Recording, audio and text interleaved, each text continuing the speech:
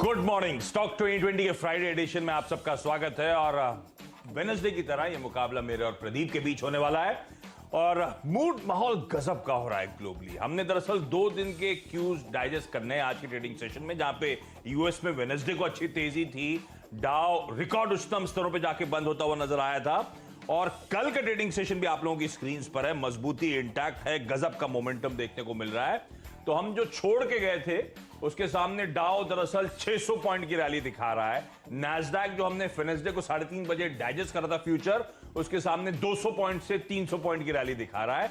तो US market में गजब का मोमेंटम के पीछे रीजन समझिए। वो जो नीरज वाजपेयी बहुत दिनों से, महीने भर से कह रहे थे 1.9 ट्रिलियन डॉलर का पैकेज, फाइनली वेडनेसडे को हुआ क्या कि हाउस ने यूएस के उसको मंजूरी दे दी, तो तेजी आई। उसके बाद कल क्या हुआ, रात में जो बाइडेन साहब यूएस प्रेसिडेंट ने उस पर हस्ताक्षर कर दिया, लॉ में तब्दील हो गया, इसीलिए मोमेंटम स्ट्रांग था। तो लिक्विडिटी अच्छी आने वाली है। साथ साथ यूरोपियन यूनियन में ईसीबी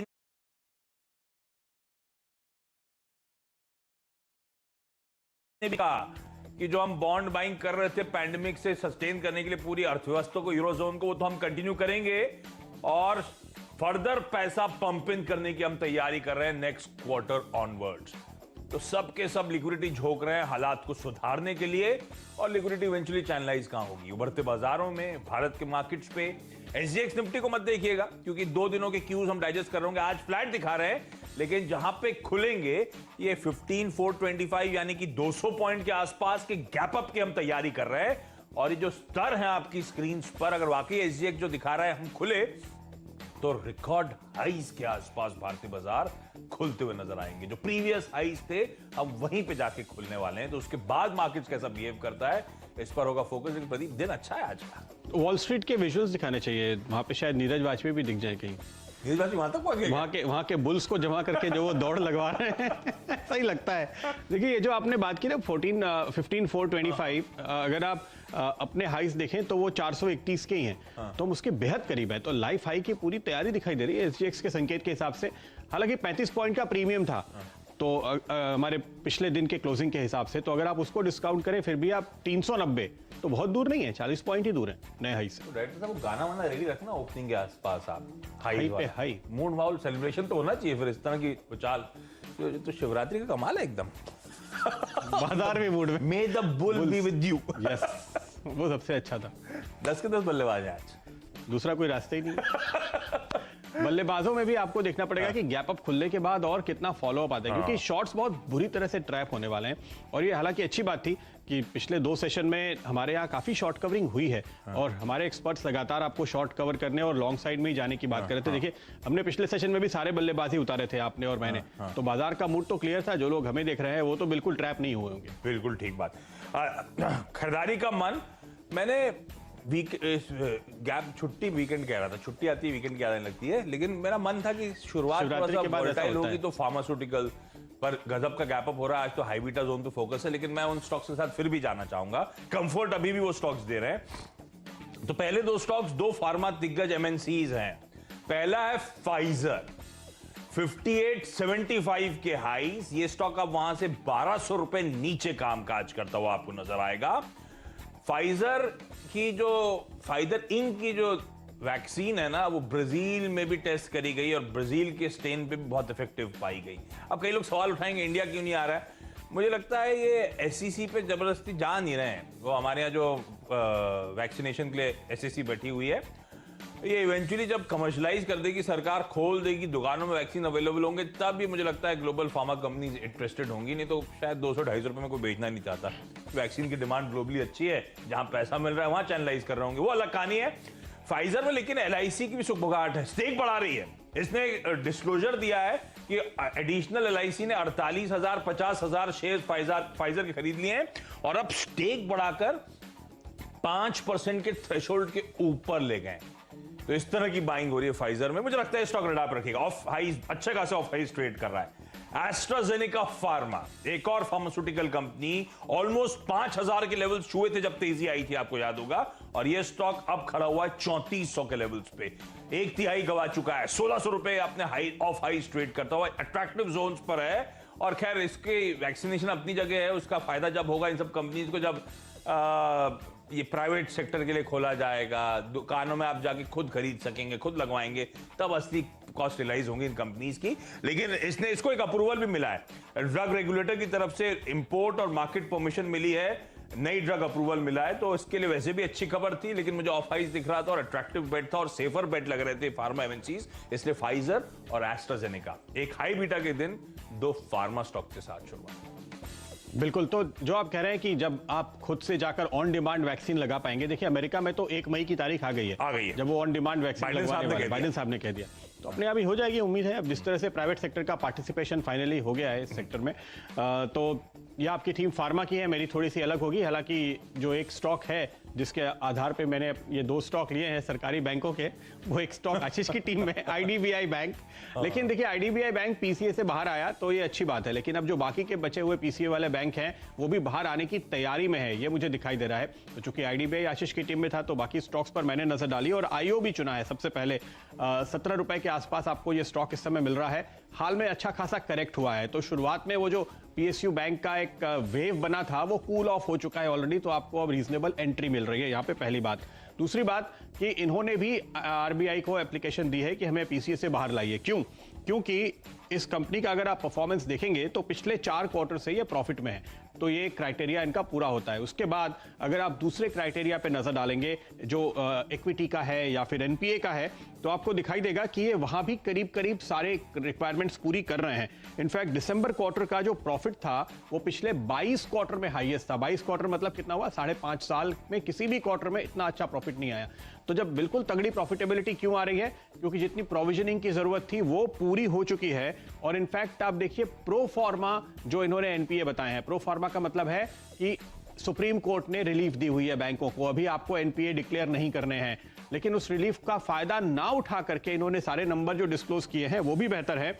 इनफैक्ट प्रो फॉर्मा नेट एनपीए 3.9% आए हैं, 4% के नीचे, जो कि पिछले क्वार्टर में 4.3 थे। तो सुप्रीम कोर्ट का ऑर्डर का फायदा उठाए बिना नेट एनपीए नीचे आ गया है, प्रोविजनिंग अच्छी हो चुकी है, इसलिए अब यहां से आपको तेजी का ट्रेंड बन रहा है। और ध्यान रखिए ये डिसइन्वेस्टमेंट का कैंडिडेट भी है। और ये जो दरअसल पूरी की पूरी तैयारी हुई है पीसीए से बाहर लाकर आईडीबीआई बैंक को, उसके पीछे मकसद यही है कि इनको प्राइवेटाइज करना है। तो प्राइवेटाइजेशन की लिस्ट में ये बैंक भी शामिल है। यूको बैंक एक और बैंक है जो कि पीसीए वाली लिस्ट में है। और यहां पर दरअसल इस बैंक की एक खासियत मैं बताऊं, पिछले 2 क्वार्टर से ये मार्केट शेयर गेन कर रहा है। जी हां, बड़े बैंकों के मुकाबले में ये छोटा बैंक है जो मार्केट शेयर उठा रहा है। इसकी जो ग्रोथ है वो बहुत ही जबरदस्त आपको दिखाई देगी, करीब करीब 15% के आसपास, जबकि पूरी इंडस्ट्री बहुत ही स्लो ग्रोथ पे है। और इनका जो ग्रॉस एनपीए है वो पिछले क्वार्टर में 14% क्वार्टर ऑन क्वार्टर घटा है और नेट एनपीए 3% के नीचे आ चुका है, जो कि एक दूसरा क्राइटेरिया होता है पीसीए से बाहर आने के लिए। तो ये उस क्राइटेरिया को भी फुलफिल कर रहे हैं, इसलिए उम्मीद है कि ये भी आपको पीसीए से बाहर आता हुआ नजर आएगा, यूको बैंक। और चूंकि तीसरा भी सरकारी बैंक है आशीष, तो मैं वो बता देता हूं, फिर आप अपना स्टॉक बताइएगा। वो है सेंट्रल बैंक। अच्छा, इसमें एक इंटरेस्टिंग स्टोरी जो सेंट्रल बैंक में है, मैंने कुछ एक्सपर्ट से बात की हाल के दिनों में, उनका ये कहना है कि जो प्राइवेटाइजेशन वाली लिस्ट है उसमें सेंट्रल बैंक का नाम बार बार आ रहा है, इसलिए क्योंकि इनकी जो ब्रांच नेटवर्क है वो बहुत अच्छे हैं। आज 18 रुपए का देख के सरप्राइज होता है आशीष, क्योंकि पिछले 30-35 साल से जो अपनी याददाश्त है, हम बचपन से देखते आए हैं, हर शहर में सेंट्रल बैंक के ब्रांचेस हैं। तो किसी भी बायर के लिए ये एक छोटी बैलेंस शीट लेकिन बड़े नेटवर्क वाला बैंक है, तो ये बहुत ही अट्रैक्टिव दिखता है। और इस वजह से उस नजरिए से काफी सारे एनालिस्ट ने इस स्टॉक पे खरीदारी की राय पिछले बजट के बाद से ही बनाई है। जब से ये प्राइवेटाइजेशन की बात शुरू हुई है तो वो लोग कॉल दे रहे हैं। तो जाहिर है कि ये भी एक और बैंक है जो पीसीए में है। तो मैंने वो बाकी के 3 बैंक चुने हैं जो अभी पीसीए में बाकी हैं, और उम्मीद यह है कि ये तीनों पीसीए से बाहर आएंगे और प्राइवेटाइजेशन की लिस्ट में भी नाम आ गया तो फिर सोने पे सुहागा। बिल्कुल ठीक बात। अच्छा, आगे के बाय कॉल्स में एक तो कई दिनों से जो मेंशन कर रहा हूं, बीपीसीएल, तगड़ा पैसा मोबिलाइज हो चुका है ट्रेजरी स्टेक सेल से, नुमालीगढ़ रिफाइनरी से, इससे पहले जो ट्रेजरी स्टेक्स हुआ था वहां से। अब इंतजार है सबको स्पेशल डिविडेंड का, तो इंटरिम डिविडेंड पे इस कंपनी की बोर्ड मीट शेड्यूल्ड है। अब हम आज फ्राइडे के सेशन में हैं, जब लौट के आएंगे मंडे, तो ट्यूसडे को है, 16 मार्च को बोर्ड मीट है। स्टॉक को अडाप्ट रखिएगा, अच्छा अच्छी खरीदारी ये स्टॉक दिखाता हुआ नजर आए।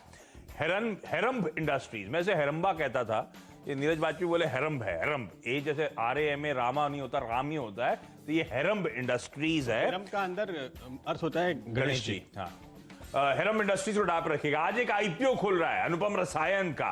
वो क्या करती है? स्पेशलिटी केमिकल्स, एग्रोकेमिकल स्पेस के लिए। ये कंपनी गुजरात बेस्ड है, क्रॉप प्रोटेक्शन केमिकल्स बनाने का काम। ये उसी स्पेस से कुछ दिन पहले आया हुआ आईपीओ। इसके हाईस थे 950 रुपए के, और देखिए किस तरह का वो अच्छे अपमूव के बाद ठंडा पड़ा है और अट्रैक्टिव लेवल्स पे आके खड़ा हो चुका है। और गजब का है, ये पूरा इंटायर वैल्यू चेंज होता है सिंथेटिक पायरेथॉइड्स का, उसमें इस कंपनी की प्रेजेंस है। 20% का मार्केट शेयर इस भारत के बड़े बाजार का। 9600 डीलर्स, 16 स्टेट्स और यूनियन टेरिटरीज में प्रेजेंस। और एक और हाईलाइट, आधा धंधा आधा रेवेन्यू आता है एक्सपोर्ट से। हेरम को निराप रखिएगा, आज अच्छा अपमूव दिखाता हुआ नजर आएगा।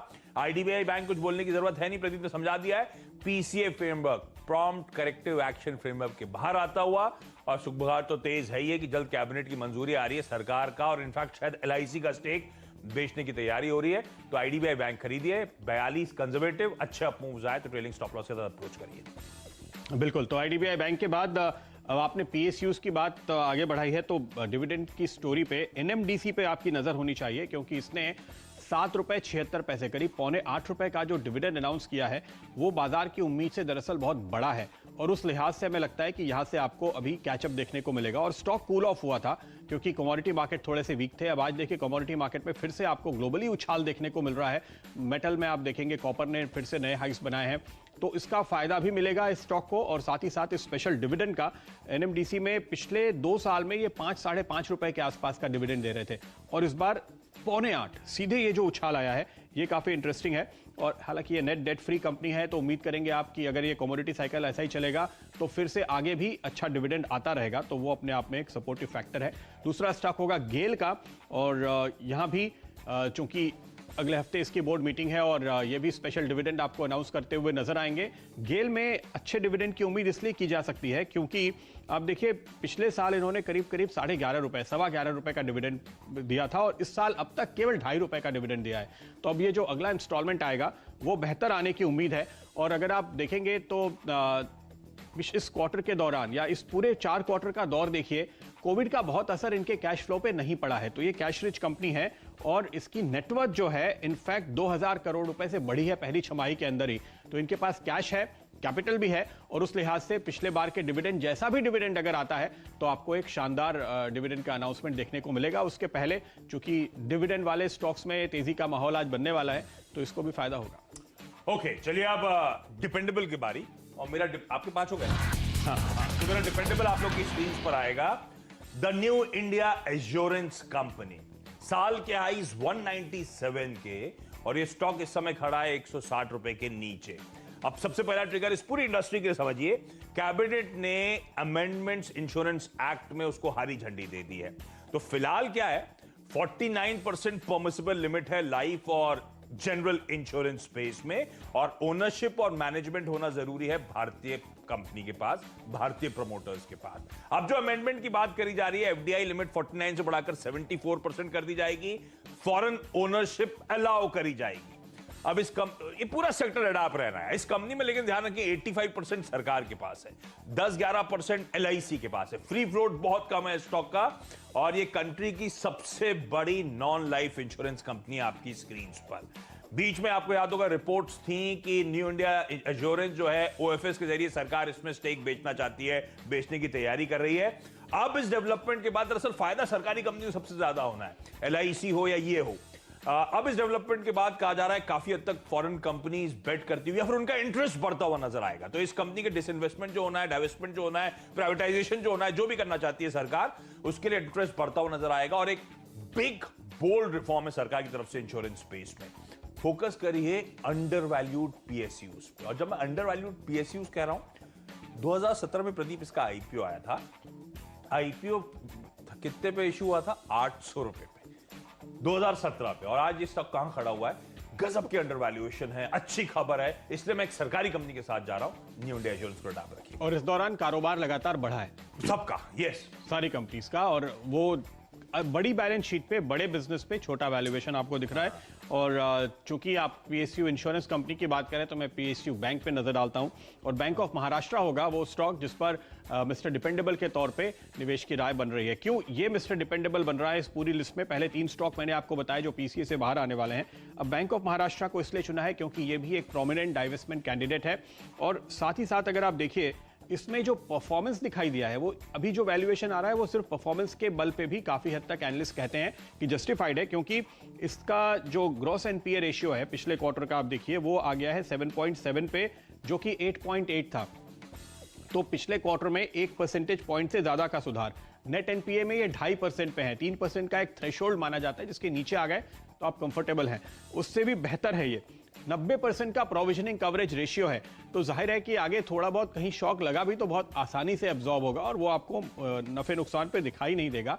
अच्छा, ये भी ऐसा बैंक है जिसने मार्केट शेयर गेन किया है, और आप आंकड़े देखिए, जब ओवरऑल इंडस्ट्री 5% 6% के बेस पे चल रही है, बैंक ऑफ महाराष्ट्र ने पिछले साल भर में 20% से अपना कारोबार बढ़ाया है। तो जो बैंक ऑलरेडी अच्छा कारोबार कर रहे हैं, इनफैक्ट प्राइवेट सेक्टर बैंक भी 20% से ग्रोथ करने में मुश्किल देख रहे हैं इस समय, ऐसे में ये एक ऐसा बैंक है जिसने 20% की ग्रोथ दिखाई है। तो आप सिर्फ कारोबार के हिसाब से जो परफॉर्मेंस है आज के दिन वो भी देखेंगे तो एनालिस्ट मानते हैं कि यहां पर एक अच्छा रिस्क रिवॉर्ड मिल रहा है, लेकिन अगर साथ में डाइवेस्टमेंट कैंडिडेट के तौर पे इसको देखेंगे तो रीरेटिंग की जगह और भी बेहतर हो जाती है। इसलिए bank of Maharashtra mister dependable है, क्योंकि इसकी जो बुक है वो काफी डिपेंडेबल नजर आती है। तो फिलहाल एक ब्रेक के उस पर अगले 2 स्टॉक्स।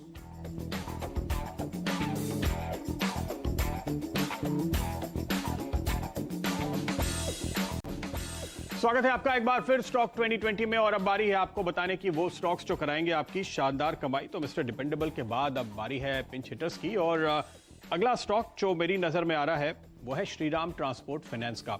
यहां पर आपको वायदा कारोबार के लिहाज से भी जो शॉर्ट कवरिंग के मूव की हम बात कर रहे हैं उसकी जगह काफी अच्छी बनती हुई दिखेगी, क्योंकि ये काफी करेक्ट हुआ है।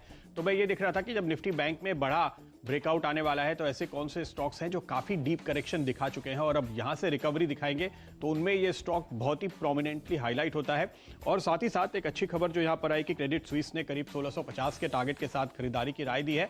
पिछले सेशन में हमने देखा था कि उस खबर से थोड़ा उछाल जरूर आया था, लेकिन फिर काफी हद तक अपने हाई से करीब 15 रुपए नीचे आकर यह स्टॉक बंद हुआ। तो अभी भी शॉर्ट्स काफी बाकी हैं और वो कवर नहीं हुए हैं, और ऐसे में आपको आज यहां पर मौका जरूर दिखेगा, क्योंकि निफ्टी और बैंक निफ्टी जिस तरह से लाइफ हाइज की तरफ चलने वाले हैं, तो ये स्टॉक कराएगा आपकी तगड़ी कमाई। और उसके बाद अगला स्टॉक जो मुझे दिख रहा है वो दिखता है ITI।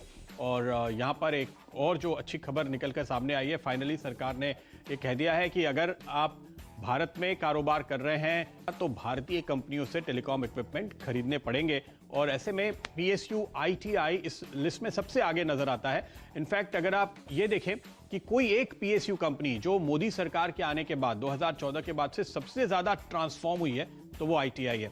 तो जाहिर है कि कारोबार का जो भी मौका खुलता है उसका पूरा फायदा उठाने के लिए सरकार इसको पूरा सपोर्ट भी देती है साथ में, और ये स्टॉक भी काफी हद तक करेक्ट होकर और लंबे कंसोलिडेशन के दौर से गुजरा है। तो यहां पर हमें लगता है कि इस खबर का पूरा फायदा उठाने के लिए ये स्टॉक आपको तैयार दिखेगा, इसलिए ITI पर भी नजर है। ओके, फ्री हिट के तौर पे एक ऐसा स्टॉक है जिसके 3 ट्रिगर्स नजर आते हैं मुझे। भारत इलेक्ट्रॉनिक्स लिमिटेड BEL, ये स्टॉक खड़ा है 100 साल के हाई से 155 160 के, तो वहां से करेक्ट होकर आया हुआ है, और पहले इसने लेवल्स देखे हुए हैं 180 190 के, तो अच्छे खासे ऑफ हाइज ट्रेड कर रहा है। पहला इंपॉर्टेंट ट्रिगर, कैबिनेट ने चुनाव में इस्तेमाल होने वाली वीवीपैट मशीन की खरीद को मंजूरी दे दी है। वीवीपैट मतलब verifiable paper audit trial unit जो होती हैं। चालू साल में वीवीपैट, बैलेट यूनिट्स और उसके कंट्रोल यूनिट्स पर 1005 करोड़ रुपए खर्च करने की तैयारी हो रही है, और ये जो प्रोक्योरमेंट होता है सिर्फ सरकारी एंटिटीज से होता है। 2 है, BEL और इलेक्ट्रॉनिक कॉर्पोरेशन ऑफ इंडिया। तो BEL वो कंपनी जिससे लार्जली खरीद होती हुई नजर आएगी, सीधा फायदा इस स्टॉक को मिलने वाला है कैबिनेट की उस न्यूज का। ये पहला ट्रिगर। दूसरा इंपॉर्टेंट ट्रिगर प्रदीप, डिविडेंड सरकारी कंपनियों डोल आउट करनी तगड़ा, उसकी बात कर रहे हैं। 16 मार्च को, यानी कि आज फ्राइडे हो गया, मंडे का सेशन छोड़ दीजिए, उसके बाद हम लौट के आ रहे होंगे, तो अगले दिन ट्यूसडे को 16 मार्च को बोर्ड मीटिंग है, इंटरिम डिविडेंड देने की तैयारी हो रही है। और तीसरा और सबसे इंपॉर्टेंट ट्रिगर, इसको BEML के साथ आमतौर पर अब चलता हुआ देखते हैं। BEML में मैसिव री रेटिंग हो रही है, गजब का मूव है, ये स्टॉक नहीं चला था, मुझे लगता है सीरियस कैचअप अवेटेड था और शायद कैबिनेट मीट के इस आउटकम का सीधा फायदा इस स्टॉक को मिलना है। अच्छे तगड़े अप मूव्स की तैयारी करिएगा बीईएल भारत इलेक्ट्रॉनिक्स में। आईसीआईसीआई प्रूडेंशियल लाइफ, मैंने न्यू इंडिया एश्योरेंस की बात करी थी, वो नॉन लाइफ हो गया।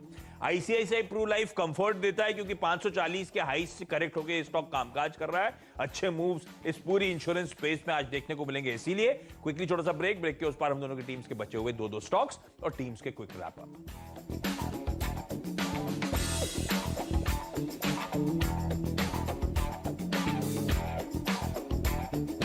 बार फिर स्टॉक 2020 में और अब बारी है पावर प्ले की। आखिर के वो दो स्टॉक जो मेरी और आशीष की टीम में शामिल हैं और आज पहला स्टॉक जो यहां पर मैं आपको बता रहा हूं वो है तेजस नेटवर्क। ब्रेक पे जाने से पहले भी हम बात कर रहे थे कि भारतीय कंपनियां केवल भारत की टेलीकॉम कंपनियां अब इक्विपमेंट भारतीय मैन्युफैक्चरर से ही खरीदेंगी और उसका पूरा फायदा मिलता हुआ आपको नजर आएगा तेजस नेटवर्क जैसे स्टॉक में। आपको याद होगा जब बाजार में भारी गिरावट थी तो हमने निचले स्तरों से, जब ये डबल डिजिट में हुआ करता था, तब से इस पर हमारी नजर रही है और इस पे कवरेज रहा है। और अब आप देखिए इसने दरअसल अपने परफॉर्मेंस से इसको जस्टिफाई किया है।